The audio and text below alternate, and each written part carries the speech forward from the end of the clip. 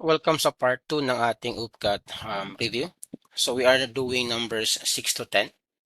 So number 6, we are asked to solve the inequality 4/3 x minus 5 is greater than x minus 2. So when we are dealing with inequalities, it's the same way with how we solve equations.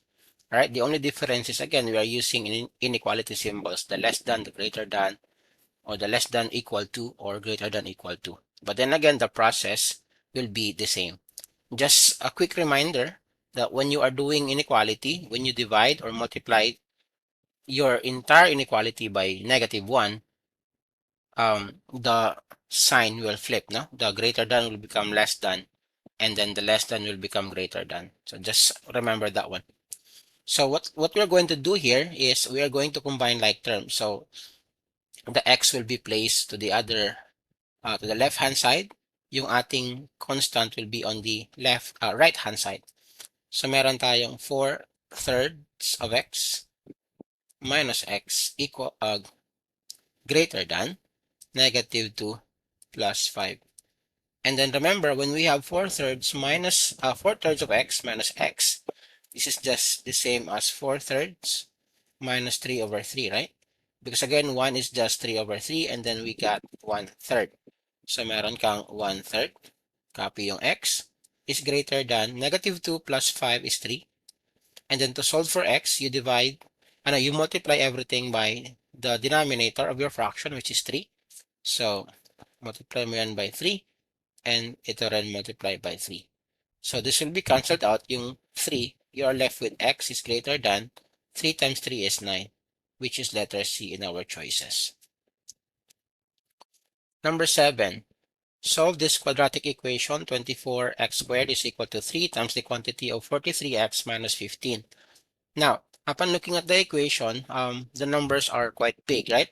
But we have a common factor, 3 and 24. Meron tayong common factor, which is 3. So divide everything by 3 muna. So divide everything by 3. You will get 8x squared is equal to 43x minus 15. And then transfer everything to the left-hand side of the equation. You will get 8x squared minus 43x plus 15. All right. Again, this is equal to 0. Now, in solving trinomial, gawin natin is the AC method. So, multiply natin yung leading coefficient natin to the last term. So, AC, this is equal to 8 times 15, which gives us 120. So, hanap ka ngayon ng factors ng 120 that will give you -43. So, meron tayong 40 and 3, right? So, meron tayong 40 and 3 that gives us 120. But again, we need -43. So, we just need to change the sign. So, negative, negative. And then, what we're going to do is this.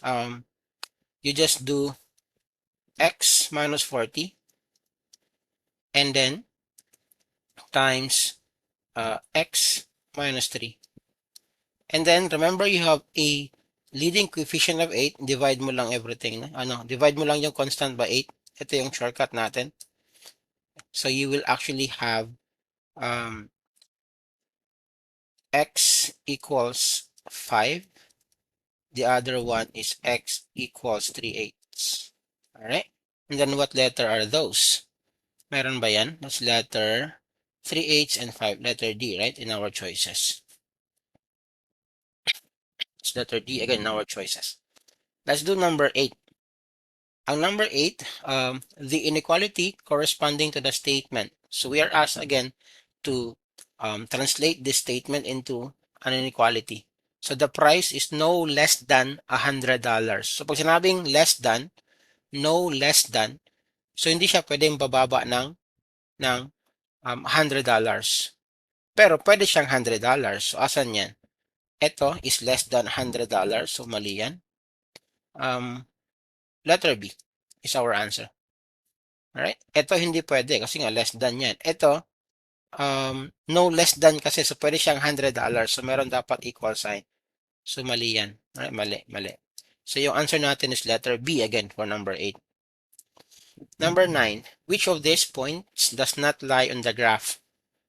Y equals negative x plus 3. Now, to know if the point lie on a graph, ang gawin mo lang is simply plug in the values, no? So just remember, ito yung x mo, ito mo yung y, x, y, x, y, x, y. Alright? So pag sinabing does not, meaning to say hindi siya nag-lie dito. So what you can do is simply, again, plug in the values, no? Let's do A muna. I-test yung A. Yung y natin is 6. So 6 equals, yung x is 9, no? So negative 9. Negative 9 plus 3. By the way, this is negative 6 pala yung A. So negative 6 equals negative 6. Tama siya. So letter A is not our answer. Kasi nga, does not. Yung letter B tayo, we have 0 equals negative 3 plus 3. 0 is 0. So tama pa rin. So letter B is not our answer.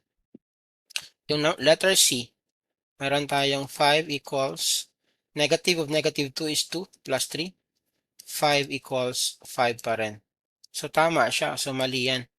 So you are left with letter B. Letter D, I mean, as your final answer, no? So test lang natin. This is 2 equals negative 2 plus 3. This is 2 equals 1. Mali siya.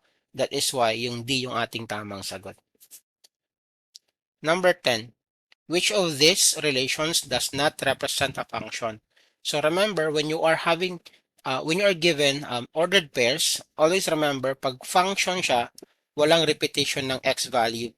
So ang sabi dito, does not represent a function. So maghanap ka ng ordered pair na bumalik yung x value. Yun lang yung gagawin mo dyan. So let's do number 10. Dito, ang A, bumalik ba yung x value? Wala. So hindi yan. Function yan. Ito, bumalik yung x value?